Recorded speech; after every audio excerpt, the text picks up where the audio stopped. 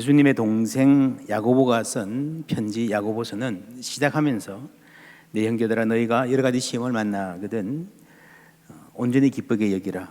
이는 너희 믿음의 시련이 인내를 만들어내는 줄 너희가 알미라 라고 권면합니다. 로마서는 5장부터 제2부가 시작되는데 제2부 시작하면서 다만 이뿐 아니라 우리가 환난 중에도 즐거워하나니 이는 환난은 인내를, 인내는 연단을, 연단은 소망을 이루는 줄 알미로다 라고 야고보서와 같은 말을 하고 있습니다. 비슷한 위치에 비슷한 주제가 비슷한 단어로 놓여 있습니다. 로마서 1장 2장 말씀 들을 때도 야고보서와 로마서가 얼마나 비슷한가 확인한 바 있습니다.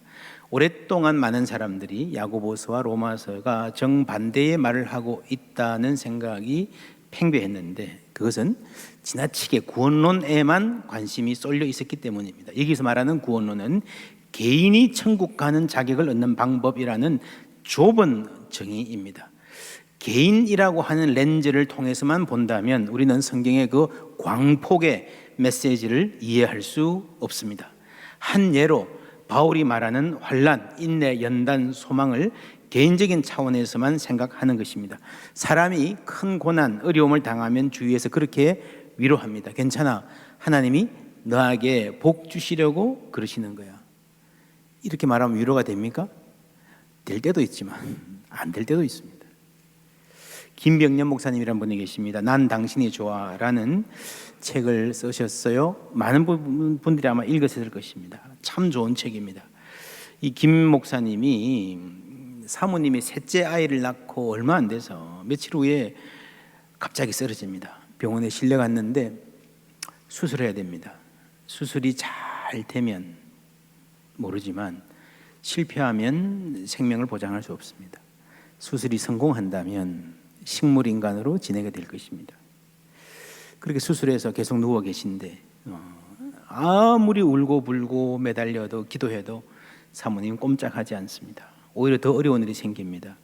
그때 사람들이 이 목사님에게 목사님을 크게 쓰시려고 그러시는 거예요 하는데 그 말을 들으니 위로가 되기는커녕 얼마나 화가 나는지.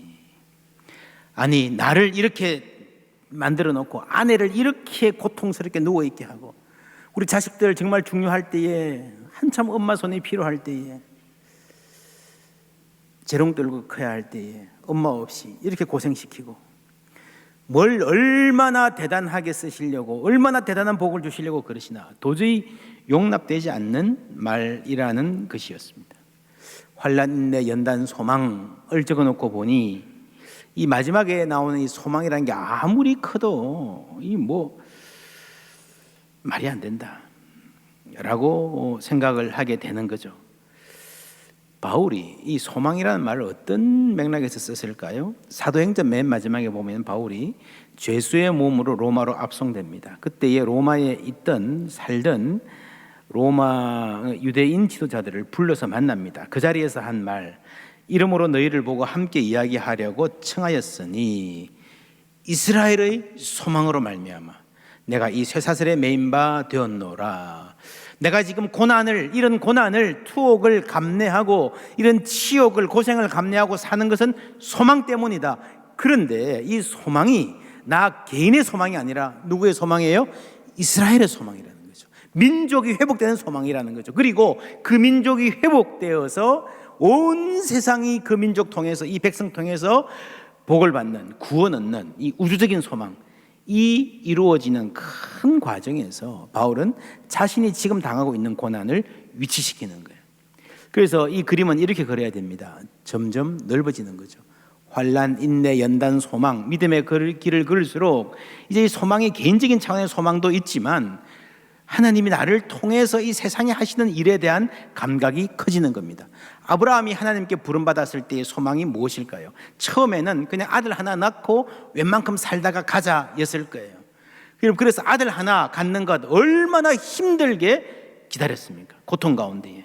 남들은 쉽게 아이 갖고 잘 낳는데 10수명 데리고 다니는데 하나님 나에게 얼마나 큰 복을 주시려고 이렇게 힘들게 하시나. 이거를 여러분 개인적인 소망으로는 결코 이해할 수 없습니다. 그래서 여러분 이 소망은 하나님이 아브라함을 택해서 점점 그 그릇을 키우셔서 아브라함을 통해서 세계 만민이 복을 주는 그 큰 소망 안에서 그것을 위해서 내가 인내하고 연단받는다. 그걸 알아야 되는 거죠. 아브라함은 그 길을 걸었습니다. 우리가 큰 사람이 되는 거는요, 우리의 꿈이 나 자신을 벗어나는 거예요. 아브라함의 경우는요, 아브라함이 인생 동안 가장 간절하게 기도한 때가 있었습니다. 언제인지 아십니까? 아들 달라고 한 게 아니에요. 뭐 재산 달라고 한 게 아니에요. 아들 죽지 않게 살려달라고 한 것도 아니에요. 소돔과 고모라를 위해서 간절히 기도하잖아요. 그 믿음의 여정에서 점점 그 꿈이, 그 품이 세계를 담고 있는 거예요. 여러분, 인생은 그렇습니다. 다 연결되어 있습니다. 한 사람이 연단을 받고 성장하면 그 유익은 반드시 주위에 미칩니다. 여러분들 가운데 가장들 많으시잖아요. 가정의 리더잖아요. 완벽합니까? 아니죠. 가장이라도요, 지도자라도요, 누구나 오판하고 실수하고 넘어지고 깨어지고 스타일 구기고 상처받고 자녀들 보기에 부끄러운 일도 하고요, 상처를 주기도 하고, 그러면서 연단을 받는 겁니다. 그런데 그 과정을 하나님 뜻대로 통과하면요, 가족이 함께 성장하고 복을 받는 거예요. 저는 목회를 하면서 그런 걸 참 많이 봤습니다. 목사도 그렇고 교회 다른 어른들도 그렇습니다. 어떤 분이 어떤 고난을 당해서 하나님 뜻대로 잘 이겨내면 그분을 통해서 함께 성장하고 함께 교회가 복받습니다. 다윗의 소망 무엇이었을까요? 왕 되는 것? 억울하면 출세하라? 저 높은 자리에서 천하를 호령해 보겠다? 나를 무시하던 놈들 다 코를 납작하게 해주겠다? 아니에요. 그런 마음으로는요, 결코 그 힘든 광야 생활을 버틸 수가 없어요. 버티고 참고 견디다가 아이고 나 안 할래요, 그냥 살래요, 그렇게 나가 떨어질 수밖에 없어요. 너무 힘들었어요. 여러분, 다윗이 연단받으면서 다윗 한 사람을 통해서 온 이스라엘이 복을 받는 거예요. 긴 역사에서 보면요, 이스라엘뿐 아니라 훨씬 더 큰 구원, 세계 구원을 위해서 다윗이 쓰이는 거잖아요. 그래서 다윗을 향한 하나님의 소망은 다윗보다 크다. 이해가 되십니까? 아멘이십니까? 예, 그렇다면 다음 문장 같이 읽어보십시다. 나를 향한 하나님의 소망은 나보다 크다. 나보다 크다. 하나님의 계획은 나보다 큽니다. 그래서 나한테 뭘 주시려고 나를 이렇게 힘들게 하십니까? 라고 하는 그 개인적 차원의 소망, 내가 이 세상에서 얻을 수 있는 것, 내가 계산할 수 있고 만질 수 있는 어떤 것으로 보상받아야 한다는 그 생각으로 고난의 문제를 결코 이해할 수 없어요. 물론 하나님께 개인도 중요합니다. 하나님은 우리 개인 한 사람 한 사람을 존중하시고 소중하게 보십니다. 섬세하게 사랑하십니다. 나의 작은 신음에도 응답하시는 하나님입니다. 그러나 내 개인의 아픔과 탄식과 소망, 그 고민, 그런 렌즈로 하나님의 그 광폭의 일하심을 다 볼 수가 없는 거예요. 하나님의 구원은 아주 세밀하고 개인적이면서도 광활하고 우주적입니다.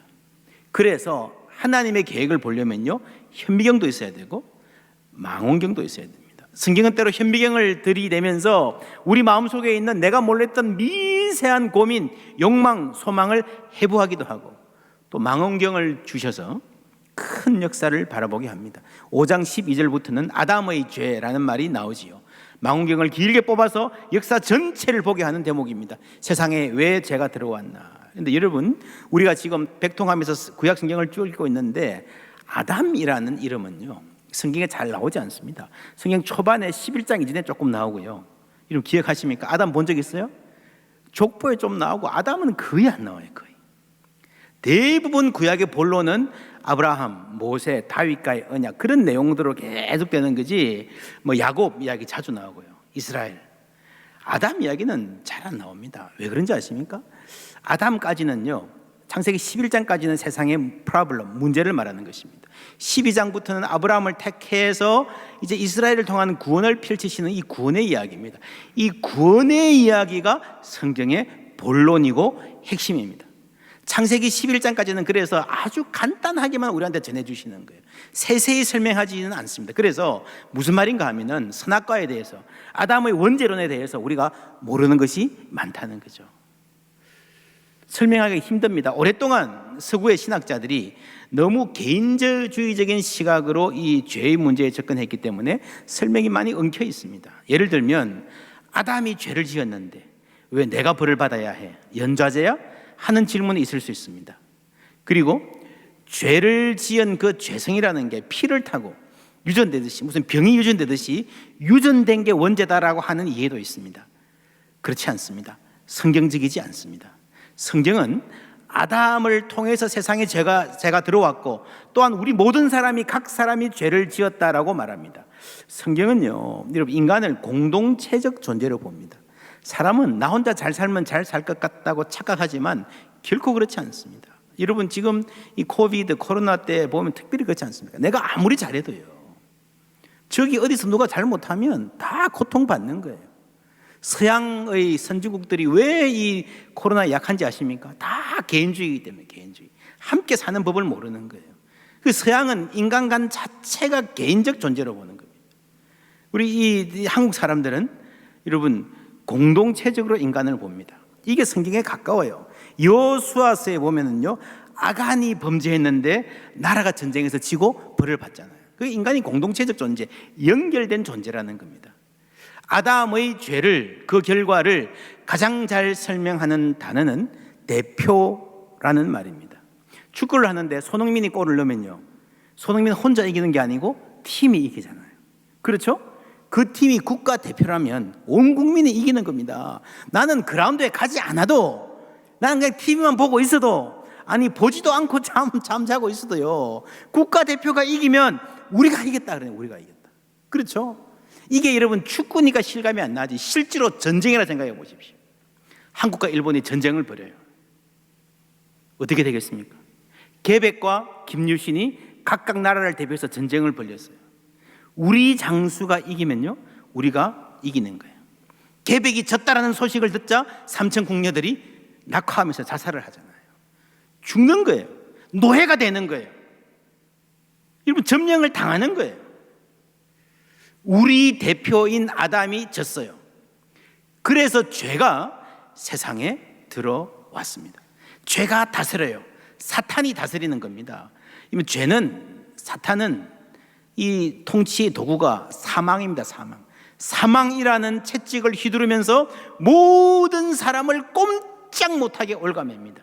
그래서 우리는 죄의 노예가 되었습니다.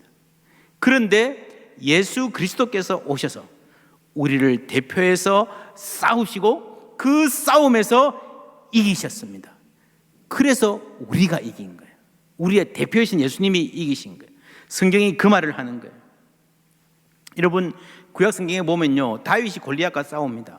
다윗 한 사람이 골리앗 한 사람을 쓰러뜨렸어요. 이겼어요. 그런데 그 1대1의 싸움으로 전체 전쟁의 승패가 결정되고 모든 이스라엘 사람이 승자가 되는 거죠. 모두가 이기는 거죠. 이것과 같습니다. 그런데 여러분, 만약에 다윗이 그냥 하루 길 가다가 어떤 덩치 큰 사람 만나서 싸우다가 이겼다. 넘어지고 보니까 골리앗이네. 그렇다면요, 이 싸움이 그렇게 중요하지 않습니다. 이런 승리가 전쟁의 승패를 좌우하지는 않습니다. 다윗과 골리앗의 대결은 그 대결이 형성된 독특한 자리 때문에 중요한 거예요. 여러분, 이스라엘이 모든 최선을 다해서 전쟁에 나섰습니다. 이 블레셋도 완전히 무력을 동원해서 전쟁에 나섰습니다. 두 나라가 첨예하게 대립하는 그 대립점입니다. 그래서 여러분, 골리앗 앞에서 벌벌 떠는 이스라엘의 모습은 이스라엘의 모든 연약함과 무능함이 집중된 자리예요. 그런데 바로 그 집중된 그 크리티컬 포인트에서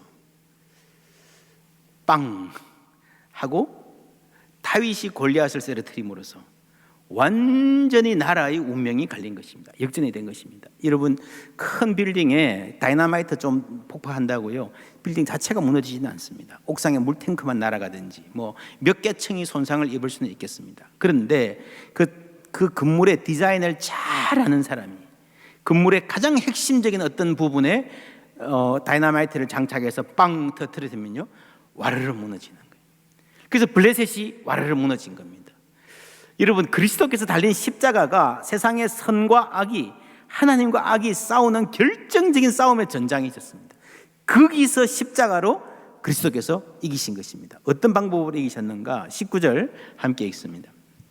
한 사람이 순종하지 아니함으로 많은 사람이 죄인 된 것 같이 한 사람이 순종하심으로 많은 사람이 의인이 되리라.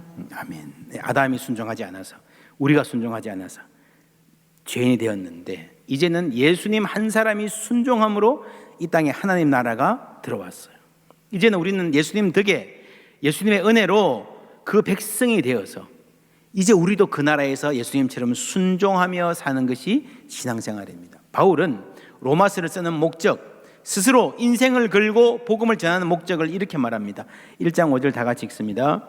그로 말미암아 우리가 은혜와 사도의 직분을 받아 그의 이름을 위하여 모든 이방인 중에서 믿어 순종하게 하나니. 아멘. 믿어 순종하게 하는 게 구원이에요. 우리는 믿고 천국 가는 게 구원이라 생각하는데 그거는 절반이고요. 믿어서 그 결과로 순종하는 것까지가 구원받는 거예요. 하나님의 다스림을 받는, 그 다스림에 순종하는 백성이 되는 그게 구원입니다.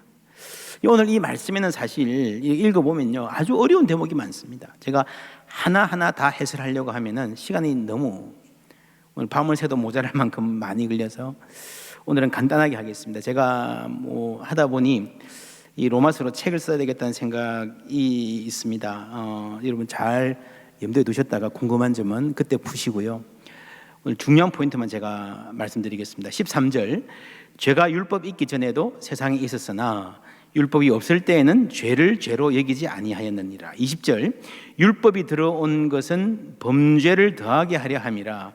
그러나 죄가 더한 곳에 은혜가 더욱 넘쳤나니. 이게 아주 이해하기 힘든 대목들입니다. 중요한 포인트는요, 율법이라는 말을 등장시키면서 바울이 이스라엘의 역사에 초점을 맞추고 있다는 겁니다.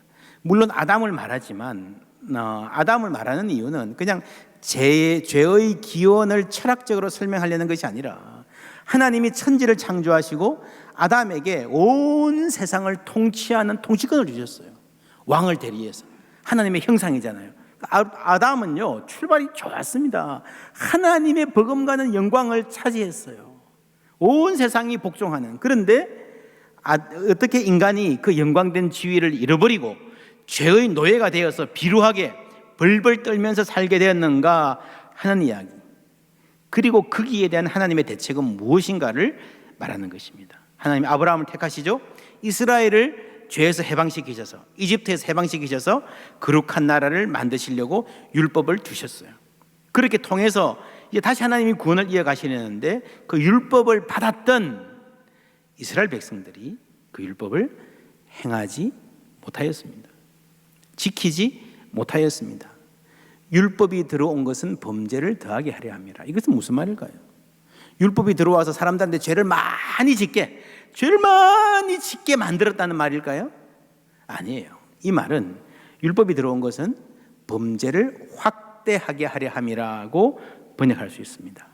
확대해서 보여준다는 말이죠. 여러분 옛날에 TV가 처음 나올 때에 조그만 이 흑백 TV 보시던 저 기억나십니까? 지금은 TV가 많이 바뀌었죠. 그때 탤런트들, 그때 미인과 지금 미인은요, 기준이 달라요. 칼라 TV가 생길 때에, 또 칼라 TV가 언젠가 HD TV 아시죠? 하이 덴시티, 뭐라 그러죠? 이 고화질 TV, 하이 덴시티가 됐을 때에 여배우들이 막 난리 났대요. 어쩌냐? 왜 그래요? 다 보이잖아요. 옛날에 넘어가던 게 기미, 잡티, 죽은 게 다 모공까지 다 보인다는 거예요. 여러분 율법은요, 고화질 TV입니다. 죄를 더 만드는 게 아니라 우리에게 있는 죄를 확대해서 선명하게 보여주는 기능을 율법이 했다는 거죠. 죄가 더한 곳에 은혜가 더욱 넘쳤다라는 말도요, 이거를 수학적으로, 통계적으로, 기계적으로 이해하면 안 됩니다. 예를 들면 사람들의 죄를 다 조사해 보니 죄가 많을수록 더 은혜를 많이 받더라, 그런 말이 아니고요. 경험적인 말입니다. 고백적인 말입니다. 내가 아는 어떤 곳이 있는데, 어떤 자리가 있는데, 예를 들어서 어떤 방이라 그러십시다. 들어가 보니까요, 막 골치 아파요. 막 얼마나 난잡하게 쓰레기가 쌓여 있는지, 막 복잡하게 손댈 수가 없어요. 손댈수록 더 엉클어져요. 악취가 진동을 해요. 머리가 지근지근 아파요. 그런데 이곳에 은혜가 임했네. 이곳이 청소되고 있네. 이곳이 아름답게 변해가네. 할렐루야. 예, 그런 이야기. 그런 체험적이고 고백적인 증언입니다. 이 죄가, 은혜가 더한 곳에 죄가 됐다는 것의 첫 번째 자리는요, 이스라엘의 역사입니다. 여러분, 이스라엘이 구약 성경을 쭉 읽어보시면 얼마나 지독하게 불순종하고 거역하고 죄를 지었습니까? 모세가 시내산에 올라간 사이에 하나님이 이스라엘 백성을 구원하셔가지고요, 10가지 재앙, 홍해, 얼마나 큰 은혜를 베푸셨습니까? 그래서 모세가 시내산에 올라가서 하나님과 언약을 맺는 거예요. 사랑의 언약을 맺는 거예요. 그 소중한 순간에 백성들은 밑에서 뭘 했습니까? 모세가 올라갔을 때 밑에서 뭐 했죠? 금송아지 만들었죠. 여러분, 이것을 무엇에 비유할까요? 결혼식 날 첫날 밤에 밖에 나가서 딴짓하는 한눈 파는 배우자. 너무 심한 비유인가요? 여러분, 이번 주에 이제 구약 마지막 부분 선지서 읽으실 텐데 호세아 나옵니다. 호세아. 바로 이 이야기를 하고 있습니다. 남편을 버리고 딴 남자 따라간 아내 고멜 다시 데려와서 살아라 하십니다. 여러분, 이게 이스라엘이에요. 이스라엘이 그만큼 심각한 죄를 범하고 하나님을 배신했지만 하나님은 그들을 더럽다고 버리지 않으시고 나는 너를 모른다 외면하지 않으셨습니다. 다시 데려와서 살아라는 거죠. 살게 하라는 거죠. 여러분, 이 고멜을 보면요, 죄가 더한 곳에 은혜가 넘친다는 말이 무슨 말인지 알 수 있죠. 이게 이스라엘의 역사입니다. 구약 성경 전체를 한마디로 요약하면 이스라엘은 신실하지 못했지만 하나님은 여전히 신실하셨다. 이게 로마서의 주제이기도 합니다. 둘째로, 죄가 더한 곳에 은혜가 넘쳤다, 더했다라는 자리는요, 십자가입니다. 십자가는 인간의 모든 추악함, 비겁함, 무책임, 폭력성, 이기심, 그 모든 죄가 한 자리에 모인 것입니다. 여러분, 죄라는 것을 어떤 밀도로 표현할 수 있다면, 우리가 미세먼지, 밀도 표현하잖아요. 그죠? 세계 역사 전체를 여러분 대상에 올려놓고 밀도로 표현할 수 있다면요, 이 죄라는 것이 가장 고농축하여 집약적으로 모인 자리, 하이 덴시티, 하이스트 덴시티로 모인 그 자리가 바로 십자가입니다. 얼마나 참혹한, 전혀 죄 없는 분을 십자가에 못 박고 사랑한다던 사람들이 다 도망갔잖아요. 근데 그 추악한 죄의 자리가, 배신의 자리가 아름다운 사랑, 구원, 은혜의 자리가 된 줄 믿습니다. 죄가 더한 곳에 은혜가 넘친 것이 십자가를 말하는 거예요. 다윗과 골리앗이 싸우던 그 전장이 어떤 곳이었습니까? 이스라엘의 수치죠. 너무너무 부끄러워서 땅을 파고 들어가고 싶었던 그 자리가 잠시 후에 영광의 승리의 가슴 벅찬 현장이 되었습니다. 십자가는 하나님의 사랑이, 우리의 구원이 확정된 자리입니다. 셋째로, 첫째는 뭐였습니까? 이스라엘 역사죠. 두 번째는 뭐였습니까? 십자가. 셋째로, 죄가 더한 곳에 은혜가 넘쳤다 하는 자리는요, 바울 자신의 삶입니다. 바울은 나는 죄인 중에 괴수다 했습니다. 그러나 나의 나 된 것은 하나님의 은혜라고 했습니다. 이 두 고백을 하나로 합친다면 무슨 결론이 나올까요? 죄가 더한 곳에, 어디에요? 나에게 하나님의 은혜가 넘쳤습니다. 할렐루야. 나 자신입니다. 죄가 어디에 더해? 어디에 죄가 많아? 찾지 마십시오. 여러분, 나에게서 죄를 발견하고 나의 죄인됨을 고백할 수 있어야 됩니다. 그럴 때에 나라는 이 내 안에 하나님의 은혜가 넘칠 줄 믿습니다. 여러분, 인간 죄의 심각함도 하나님의 은혜의 풍성함도 다른 것이 아니라 나에게서 찾는 거예요. 세상 사람들 다 죄짓고 부도덕하게 한심하게 살지만 그래도 나는 좀 낫다, 나는 저들하고 다르다 라고 생각하십니까? 그렇다면요, 여러분은 아직도 사탄의 지배를 받는다는 증거입니다. 내가 죄인입니다. 내가 죄인입니다. 그래야 은혜가 있습니다. 은혜가 임할 때 성경은 은혜가 다스린다라고 표현합니다. 21절 함께 읽습니다. 이는 죄가 사망 안에서 왕 노릇한 것 같이 은혜도 또한 의로 말미암아 왕 노릇하여 우리 주 예수 그리스도로 말미암아 영생에 이르게 하려 함이라. 아멘. 은혜가 왕노릇 다스려야 우리가 영생에 이를 수 있습니다. 은혜가 다스린다는 말은 무슨 말인가 하면요, 하나님이 다스리신다. 은혜가 다스린다. 은혜의 하나님이 다스리신다. 하나님의 은혜가 다스린다. 하나님이 은혜로, 은혜라는 방법으로 다스리신다. 다 같은 말입니다. 하나님은 은혜로 다스리십니다. 여러분, 죄는 강압적으로, 사망으로, 폭력적으로 다스립니다. 우리 마음속에 불안과 두려움을 심어서 떨게 하고 그렇게 몰아갑니다. Rule of terror, 공포의 통치. 그래서 여러분, 죄의 다스림을 받는 사람들은 늘 눌려 있습니다. 자유가 없습니다. 그러나 하나님은 은혜로, 온유함으로 다스리십니다. 우리를 폭력적으로 억압하지 않으시고요, 두려움을 심어주어 협박하지 않으시고요, 우리 마음에 하나님의 사랑을 어떻게 해요? 부어주셨어요. 자발적으로 기쁜 마음으로 나도 아버지 기쁘시게 할래요 라는 순종의 삶을 살게 하시는 거예요. 그게 예수님의 십자가입니다. 예수님이 하나님 기뻐하시는 길을 가신 게 십자가예요. 그래서 아픔의 자리였지만 거기는 사랑이 있고 기쁨이 있었습니다. 그래서 예수님 옆에서 자신을 십자가에 못 박고 자신에게 욕하는 사람들도 용서해 주십시오 기도할 수 있었던 것입니다. 여러분, 사람이 은혜가 없으면 거칠어집니다. 옳게 살려고, 착하게 살려고, 남에게 손가락질 받지 않고 살려고 노력하는데요, 마음에 평안이 없고 남에게 상처를 줘요. 율법적입니다. 오늘 우리 사회는 너무 메말라 있습니다. 어린이들하고 얘기해 보면요, 말들이 조금씩 달라요. 두 아이가 같은 말을 합니다. 같은 상황에서.